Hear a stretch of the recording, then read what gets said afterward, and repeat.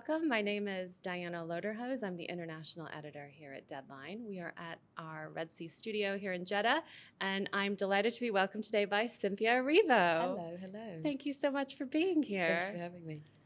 So, to start, we're a couple weeks into Wicked being released and kind of studied, its international rollout. Yeah. Could you have possibly imagined, even when you were shooting it, that it would have the reception it's had and the numbers it's taken at the box office? It's huge. I don't know if any of us could have comprehended how big it would be and how much it would garner and the numbers.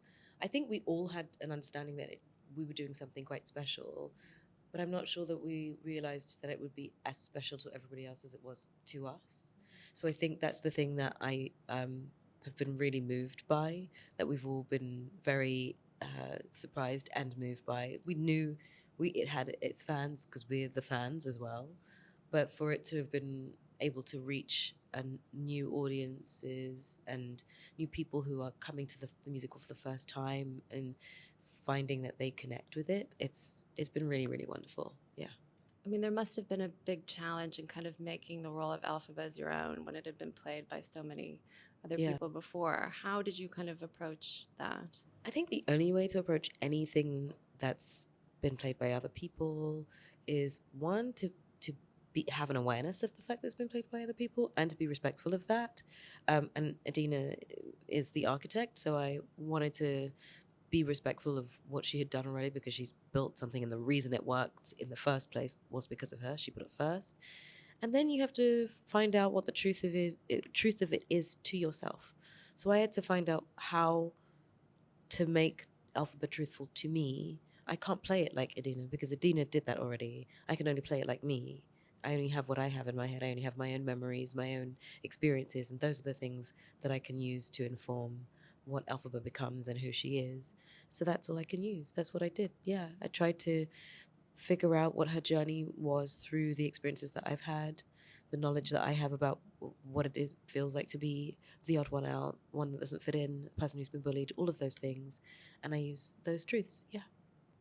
There's been a lot of kind of reception of the film, kind of looking at what it is saying about sort of not politics, but the state of the world. You know, it's about a man who's like a con man who is sort of putting, creating fear in people by creating an enemy of someone in a minority situation. So when you read you knew the musical. Yes. And when you kind of went into this film, how much of that was kind of conscious in terms of, kind of making sure that you guys delivered this message? I think it's always been in this piece. When Gregory wrote it in the first place, he was very, very clear about the fact that he wanted to make a political statement with it.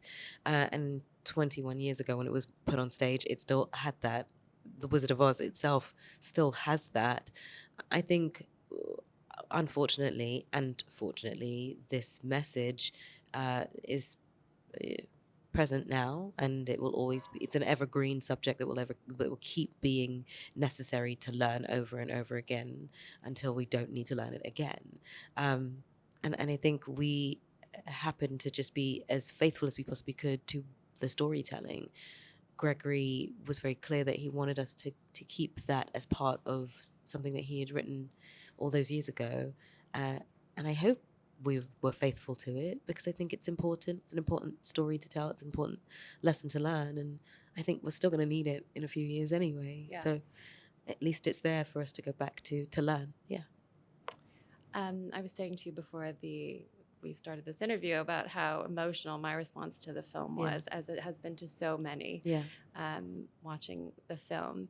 And obviously in the press tour, you and Ariana, the chemistry is very undeniable on screen, but also when you're being interviewed together. Yeah. It was quite emotional for you both. Yeah. What would you say to kind of people who have kind of maybe commented on how emotional you guys have both been in the kind of promotion of the film? I would say that for us, it hasn't been very long since we actually left the set. We shot that all the way through 2023 and didn't finish. Then we had to put it on pause. Then we came back at the top of this year and didn't finish till February. So for us, we've not been away from it for very long after being a part of it for at least 3 years, because we were cast in 2021.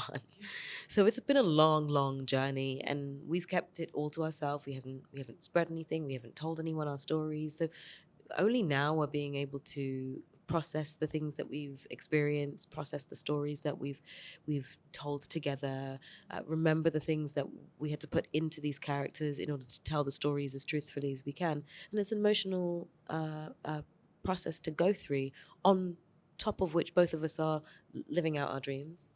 And I think it's easy to say I'm living out my dream, and to watch it from the outside, it feels like a cliche. But when you're actually within it, and experiencing something that you weren't ever really sure that it would happen, that's why a dream is a dream, because you don't know if it can come true, and then it does. It's a wildly visceral experience, and it will make you emotional. And also, I think we're maybe not necessarily used to seeing people be so open and emotional. They are genuine tears. They are genuine emotions. They are she and I being together, being able to relive and re-experience the things we went through. Sometimes there are things I'm discovering in the moment with her when I'm hearing it. And sometimes there are things that she's discovering in the moment when she's hearing it from me, because we haven't had the chance to explain what our processes were whilst we were playing these characters, even though we're right opposite each other. So she's learning new things and I'm learning new things as well. So things are still new. And I think that's probably why it's so emotional for us. And most people, as they watch it, are learning, oh, we understand why now. Yeah. Definitely. Yeah.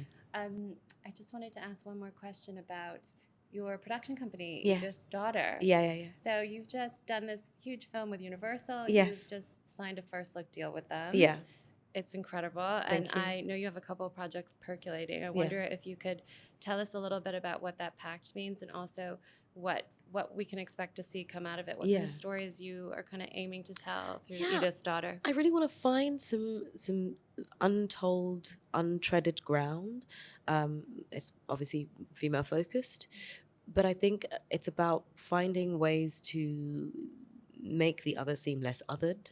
So if we're looking at spy movies, then what does the center actually look like? Can we shift what the focus might actually be?